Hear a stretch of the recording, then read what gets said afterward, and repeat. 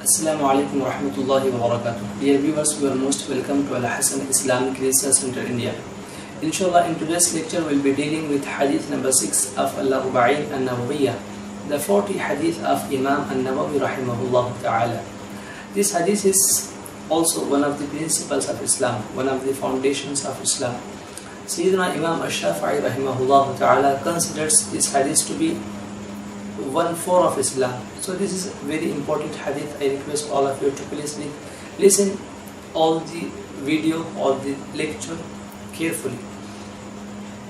The hadith is عن أبي عبد الله النعمان بن بشير رضي الله عنهما قال سمعت رسول الله صلى الله عليه وسلم يقول إن الحلال بين وإن الحرام بين وبينهما أمور مشتبهات أو مشتبهات لا يعلمهن كثير من الناس فمن اتقى الشبهات فقد استبرأ لدينه وعرضه ومن وقع في الشبهات وقع في الحرام كالراعي يرعى حول الحمى يوشك أن يقع فيه ألا وإن لكل ملك حمى ألا وإن حمى الله محارمه ألا وإن في الجسد مضغة إذا صلحت أو صلح الجسد كله وإذا فسدت فسد الجسد كله ألا وهي القلب رواه البخاري ومسلم رحمهم الله تعالى.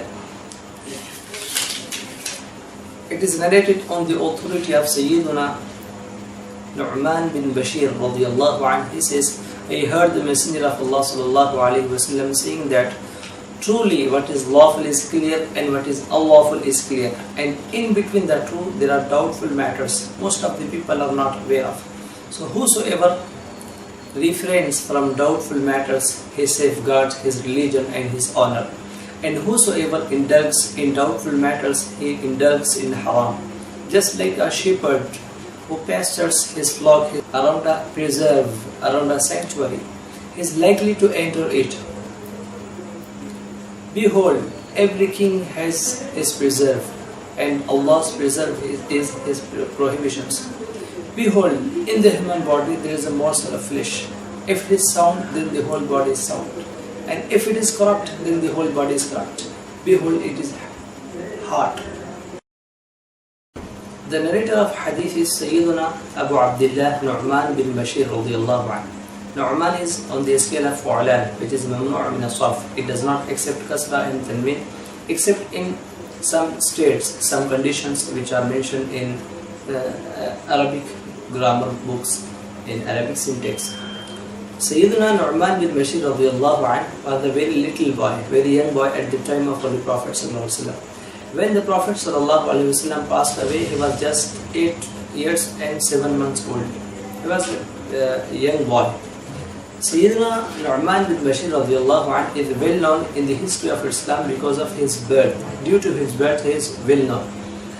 Why? Because he was born 14 months later after migration.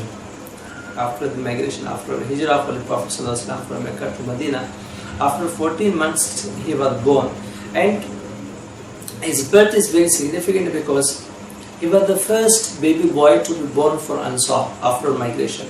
You know, the Jews of Medina, in fact, they spread the rumors that these people of Mohammed sallallahu alaihi wasallam, the followers of Mohammed, they are going to have no baby boy because we have done some black magic against them, and now they are unable to produce any baby boy.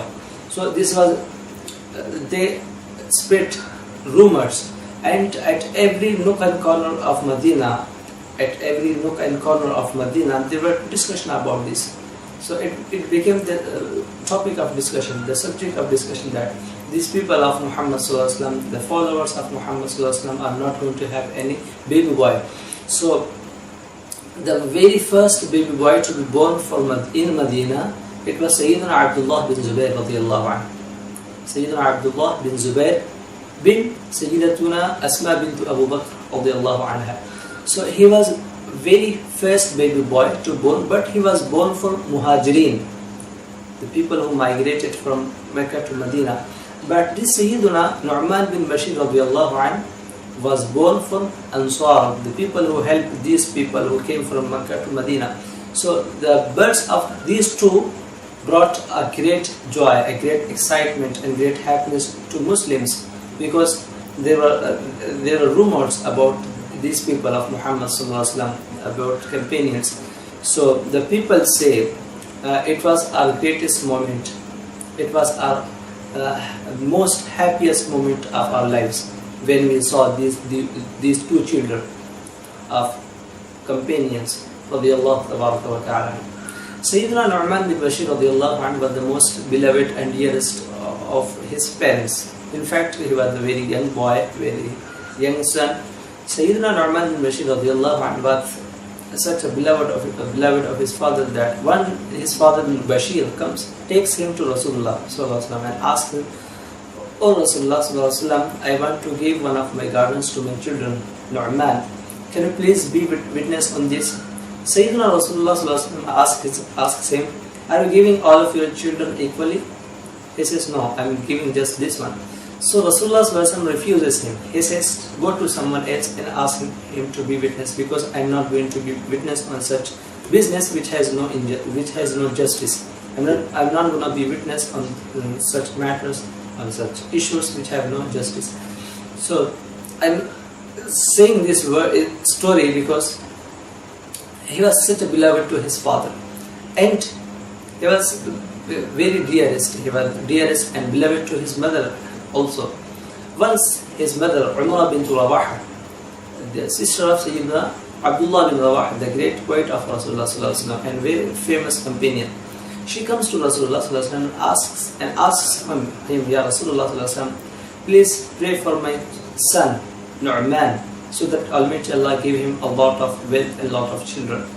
Sayyidina Rasulullah sallallahu alaihi wasallam says her, "Won't you be pleased, won't you be happy if Almighty Allah grant him the best of life and best of death?"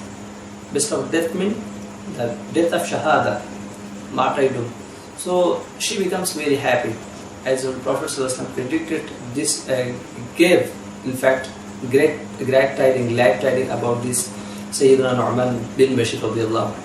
So as the prediction of Holy Prophet sallallahu alaihi wasallam, Sayyidina Nu'man bin Bashir radiyallahu anhu was killed in the way of Almighty Allah at the age of 64 in one of the battles, and he is well known in the history of Islam because of his birth, because of his quality. And one more thing about Sayyidina Nu'man bin Bashir radiyallahu anhu. Sayyidina Nu'man bin Bashir radiyallahu anhu was done tahniq by Sayyidina Rasulullah sallallahu alaihi wasallam. Tahniq is after to take the baby after birth to the pious one, to the righteous one of the society or the family, and that man who is a pious man, who is a righteous man, is supposed to chew something some sweet or some dates, and after mixing his saliva to that sweet or date, he is supposed to place it into the mouth of baby, so that his blessings, his piety, his righteousness transmit into the baby. So this Sayyidina Nu'man bin Bashir radiyallahu anhu was done tahniq by Sayyidina Rasulullah sallallahu alaihi wasallam. So imagine his honor, his superiority, his dignity. It's enough for Sayyidina Nu'man bin Bashir radiyallahu anhu to be grateful, to be respectful, to be superior, that he was done tahniq by Sayyidina Rasulullah sallallahu alaihi wasallam. And the first thing who entered in the stomach of Sayyidina Nu'man bin Bashir radiyallahu anhu was the saliva of Holy Prophet sallallahu alaihi wasallam. So this is a great honor of Sayyidina Nu'man bin Bashir radiyallahu anhu. He says, "I heard the Messenger of Allah sallallahu alaihi wasallam saying that what is lawful is clear and what is unlawful is clear, and in between the two there are doubtful matters." This saying of Rasulullah sallallahu alaihi wasallam, saying that in Islam, in Sharia, we have three kinds of matters, three kinds of issues: lawful halal, unlawful haram, and doubtful mushtabahat or mushtabihat. So three kinds of issues are there in Islam. Lawful, which is clear, means there are many lawful matters. Marriage is lawful, beef is lawful, cow is lawful, fish is lawful, milk is lawful, and many tijara is lawful. Many things are lawful, and people are well aware of that. They don't ask people about this marriage, about this milk, about this fish, because it's clear that this is halal and it's clear, it's evident. There is no doubt in that. What is unlawful is also clear. What is haram is also clear. You know, many things are haram. Drugs is haram. Intoxication is halal. Is haram. I'm sorry. And adultery is haram. Fornication is haram. Backbiting is haram. Many things. Jealousy is haram. So what is haram, what is unlawful is also clear. What is lawful is also clear. And in between the two, there are doubtful matters. And Muslims are instructed, are taught to be different from these doubtful matters. There are many doubtful matters. For example, how a matter becomes doubtful. First of all, if the evidences of Islam collaborate with one another, so it becomes also doubtful. And furthermore, if because of external elements, any action, any matter becomes doubtful. For example, you are in journey, you are in travel, and suppose probably you are in a non-Islamic country and you are in a plane, and the beef or chicken was presented before you. You don't know exactly whether it was slaughtered on the name of Almighty Allah or not, because it's not an Islamic country. So this is doubtful. This particular thing, this is chicken or this is something meat. It is doubtful. You don't know about that, whether it was slaughtered on the name of Almighty Allah or not. So this is doubtful. In such condition, it's better for you to refrain from this, to stay away from that, because Holy Prophet ﷺ instructs Muslims to refrain, to stay away from doubtful matters. And whosoever refrains from doubtful matters, he keeps his honor, his religion blameless. No one can blame him. And we have many examples. And this hadith is actually mentioned by Sayyidina Imam al-Bukhari rahimahullah ta'ala in the book of trade, in the book of business. Apart from other chapters, it was recorded in the book of trade, because while trading we have many, probably a person may indulge in doubtful matters. So that is why Imam al-Bukhari rahimahullah ta'ala is indicating to be conscious in trade, especially in business, about these doubtful matters. If any doubtful matter comes before you, you have to stay away from that. So one example I will give you here, so that you can understand this issue in better position. Sayyiduna Nu'man bin Thabit, Al-Imam Al-A'zam Abu Hanifa rahimahullah. You know, he was a very rich man. He was a businessman of silk. Once upon a time, it happened so that Sayyiduna Nu'man bin Thabit radiyallahu anhu, Al-Imam Abu Hanifa, he says to his servant, his slave, please, this piece of cloth is defected. If you want to sell this one, first of all, make sure you have to mention the defect. Then only you can sell. Otherwise, it's not halal for you to sell this one. He says, okay, I'll do the same as you are saying. So Nu'man bin Thabit, Al-Imam Abu Hanifa rahimahullah ta'ala, he goes out. He goes from that area, and when he comes back, he asks that servant of him, what happened about that piece of cloth. He says, Inna lillahi wa inna ilayhi raji'un. I forgot to mention the defect. I have sold that one. So Nu'man bin Thabit radiyallahu anhu, he takes the whole amount of that day. He says, I don't know exactly which is the pure dirham and which is unpure dirham, which is pure, which is filthy. I don't know, because it was mixed. So he says, take this one, take this whole amount and give it in the way of Almighty Allah as charity, because I don't know which is a pure and which is impure. Sayyidina Nu'man bin Thabit, Al-Imam Abu Hanifa rahimahullah ta'ala, gives a huge amount of wealth in the way of Almighty Allah, just to refrain from doubtful matters. He didn't know which is pure and which is impure. So this is the example of refraining from doubtful matters. And once a companion comes to Rasulullah and asks him, O Rasulullah, I have sent my dog by reciting Bismillahir Rahmanir Rahim, Tasmiyah, and that dog of mine captured one animal and I found another dog with that dog, and it also captured another animal. So is that halal for me or not? Sayyidina Rasulullah sallallahu alaihi wasallam says him, you are sure about your dog, you have recited Bismillahir Rahmanir Rahim, tasmi on that, but you are not sure about the other dog. So that is doubtful, so you have to refrain from that. So he gave up.